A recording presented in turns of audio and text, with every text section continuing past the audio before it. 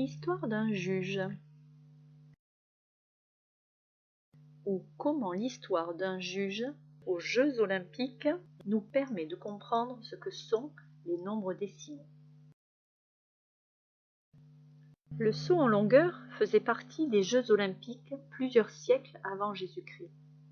Pour sauter, les Grecs utilisaient des haltères dans chaque main pour aller plus loin. Cette histoire est celle d'un vieil homme chargé de mesurer la longueur des sauts. Pour les mesurer, il avait un tasseau de bois. Le tasseau permettait de mesurer des sauts et de classer les sportifs.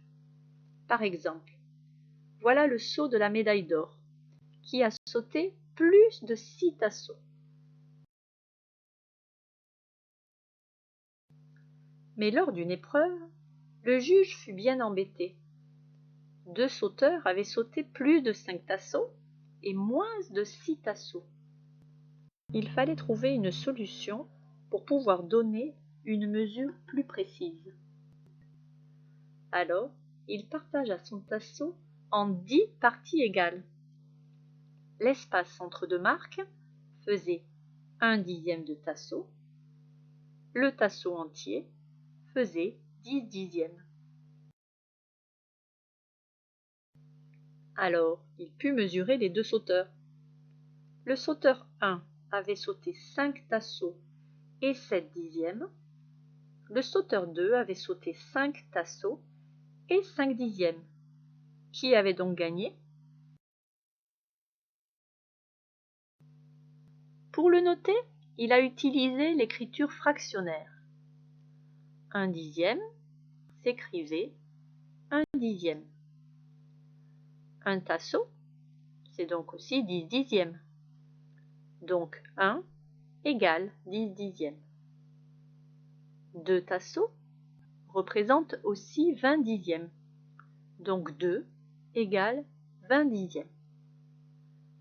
5 tasseaux et 7 dixièmes s'écrivent 5 plus 7 dixièmes. C'est aussi égal à 50 dixièmes plus 7 dixièmes. Et comme on peut additionner les dixièmes ensemble, car ils représentent la même chose, 50 dixièmes plus 7 dixièmes égale 57 dixièmes.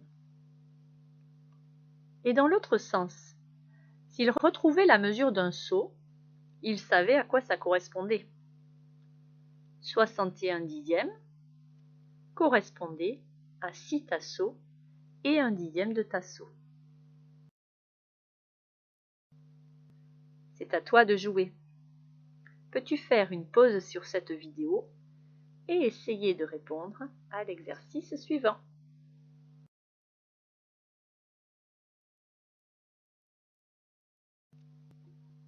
Mais cette écriture n'est pas toujours pratique. Par exemple, le juge a noté 2 tasseaux et 1 dixième. Cela représente bien un seul nombre. 2 plus 1 dixième égale 21 dixièmes. On appelle cela un nombre décimal, car dans ce nombre, il y a 2 parties.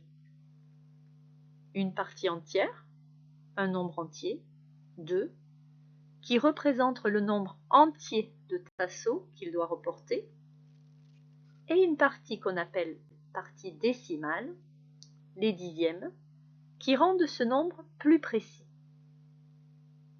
Les nombres décimaux ont été importants et très utiles en mathématiques. Plusieurs scientifiques au XVIe siècle ont eu l'idée de simplifier l'écriture, et c'est ainsi qu'est apparue la virgule.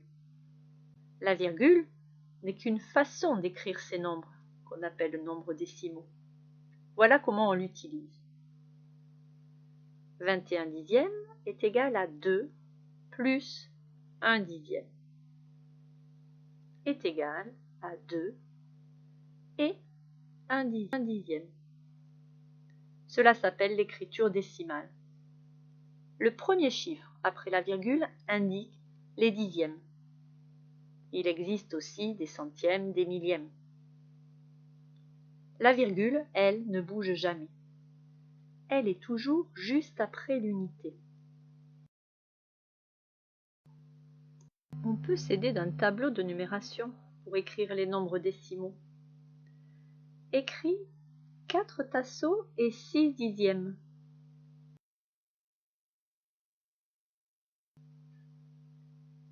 Écris maintenant 103 tasseaux et 1 dixième.